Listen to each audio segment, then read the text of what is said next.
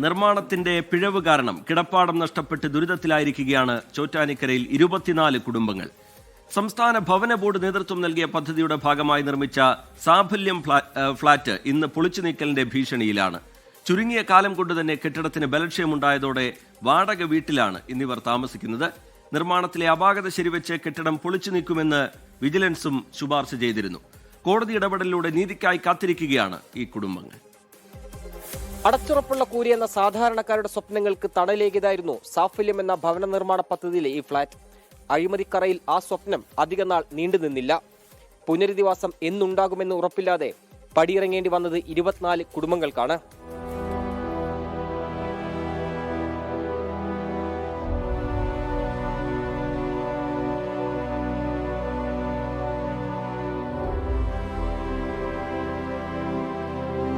കിട്ടിയപ്പോൾ ഞങ്ങൾക്ക് ഭയങ്കര സന്തോഷമായിരുന്നു ഇത് കിട്ടിയത്. പക്ഷേ അത് ഇങ്ങനെ പെട്ടെന്നൊരു ചോർച്ചയും കാര്യങ്ങളൊക്കെ വന്നപ്പോഴത്തേക്കും പഞ്ചായത്തിലേക്ക് അപേക്ഷിക്കുകയും പല കാര്യങ്ങളും ചെയ്യും. അവർ വന്ന് പല കാര്യങ്ങളും നോക്കിയിട്ടും ചോർച്ച അടയ്ക്കാൻ പറ്റണില്ല. ഏറ്റവും മുകളിലത്തെ ബാത്റൂമിൽ വെള്ളം ആണ് താഴേക്ക് വരുന്നത്. മഴക്കാലത്ത് അല്ല പ്രശ്നം. അപ്പോൾ തമ്മിൽ വഴക്കിടലും, കാരണം മുകളിൽ നിന്നുള്ള ഒരു ബാത്റൂമിൽ അവരുടെ ബാത്റൂമിൽ നിന്ന് വെള്ളം വന്നാൽ ഈ ആളുകൾ തമ്മിൽ വഴക്കിടലും പ്രശ്നങ്ങളൊക്കെ ആയിരുന്നു. സാമ്പത്തികമായി പിന്നാക്കം നിൽക്കുന്ന ഭവനരഹിതരായവർക്ക് ഭവന നിർമ്മാണ ബോർഡും പഞ്ചായത്തും ചേർന്ന് നിർമ്മിച്ചതാണ് ചോറ്റാനിക്കര വെട്ടിക്കലിലെ 3 നില ഫ്ളാറ്റ് സമുച്ചയം. 33 സെന്റ് സ്ഥലത്ത് നിർമ്മിച്ച ഫ്ളാറ്റിന്റെ അവസ്ഥ പരിതാപകരമാണ്. 2014 നിർമ്മാണം ആരംഭിച്ച ഫ്ളാറ്റ് 2017 തന്നെ ഗുണഭോക്താക്കൾക്ക് നൽകി. 1.5 ലക്ഷം രൂപ ഗുണഭോക്തൃ വിഹിതവും സർക്കാർ ഫണ്ടും ഉപയോഗിച്ചായിരുന്നു നിർമ്മാണം. ഒരു കിടപ്പുമുറി, ഹാൾ, അടുക്കള, ശുചിമുറി, ബാൽക്കണി എന്നിങ്ങനെ 319 ചതുരശ്ര അടി വിസ്തൃതിയിലുള്ളതാണ് ഓരോ ഫ്ളാറ്റുകളും. നിർമ്മാണത്തിന്റെ 2ാം വർഷം തന്നെ ചോർച്ചയുണ്ടായി. ജിപ്സം ഷീറ്റിൽ മണ്ണുപയോഗിച്ചുള്ള അശാസ്ത്ര നിർമ്മാണത്തിനെതിരെ തുടക്കത്തിലെ പരാതി ഉയർന്നെങ്കിലും ഇതൊന്നും വകവയ്ക്കാതെയായിരുന്നു നിർമ്മാണം.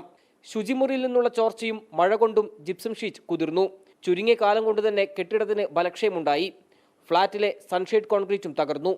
ഭിത്തിയോട് ചേർന്ന് കിടക്കാൻ പോലും പറ്റാതെ ഫ്ളാറ്റ് ഏത് നിമിഷവും തകർന്നു വീഴുമെന്ന ആശങ്കയോടെയായിരുന്നു താമസം. ആകെ നമുക്ക് കണ്ടീഷനിൽ നിൽക്കാവുന്ന സ്ഥലം ഇത് മാത്രമാണ് ഈ നമുക്ക് കോൺക്രീറ്റ് ആയിട്ട് ഉണ്ടാക്കിയേക്കുന്നത്. മറ്റു മുഴുവൻ ജിപ്സം പ്ലാന്റ് എന്ന് പറഞ്ഞ ഒരു സംവിധാനം ഞങ്ങളെ അന്നത്തെ കാലത്ത് തന്നെ ഞങ്ങളെ ഒരു പരീക്ഷിക്കുകയായിരുന്നു അവർ.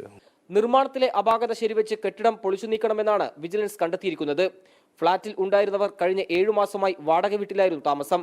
വാടക നൽകാനായി പ്രതിമാസം 5000 രൂപ പഞ്ചായത്ത് സഹായിക്കും. ഫ്ളാറ്റുകൾ പൊളിച്ചു നീക്കി ലൈഫ് ഭവന പദ്ധതിയിൽ ഗുണഭോക്താക്കളെ ഉൾപ്പെടുത്താനാണ് നിലവിലെ ഭരണസമിതിയുടെ ശ്രമം. മന്ത്രിസഭയുടെ തീരുമാനത്തിനായി കാത്തിരിക്കുകയാണെന്ന് പഞ്ചായത്ത് പ്രസിഡന്റ് MR രാജേഷ് പറഞ്ഞു. നിലവിൽ അവർക്ക് ഒരു ആനുകൂല്യം നൽകിയതാണ്. അപ്പോൾ വീണ്ടും അവർക്ക് മറ്റൊരു ആനുകൂല്യത്തിനുള്ള സാഹചര്യം ഒരു ദുരന്തത്തിൻ്റെ പശ്ചാത്തലത്തിലാണെങ്കിലും അതിനൊരു സർക്കാർ അംഗീകാരം ലഭിക്കേണ്ടതുണ്ട്. അവരെ ലൈഫ് പദ്ധതിയിൽ ഉൾപ്പെടുത്തി നൽകുകയാണെങ്കിൽ പഞ്ചായത്തിന് വീട് വെച്ച് നൽകാനായിട്ട് കഴിയും.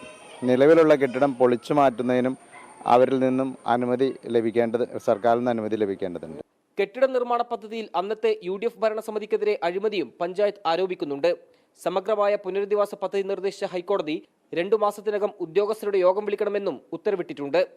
നിതിൻ അംബുജൻ, 24 കൊച്ചി. ലോകത്തെവിടെയായാലും ഏത് സമയത്തും 24 വാർത്തകളും ഓഗ്മെന്റഡ് റിയാലിറ്റി പാക്കേജുകളും എക്സ്പ്ലെയിനറുകളും വിശദമായി കാണാൻ ഞങ്ങളുടെ YouTube ചാനൽ നിങ്ങൾക്ക് സബ്സ്ക്രൈബ് ചെയ്യാം.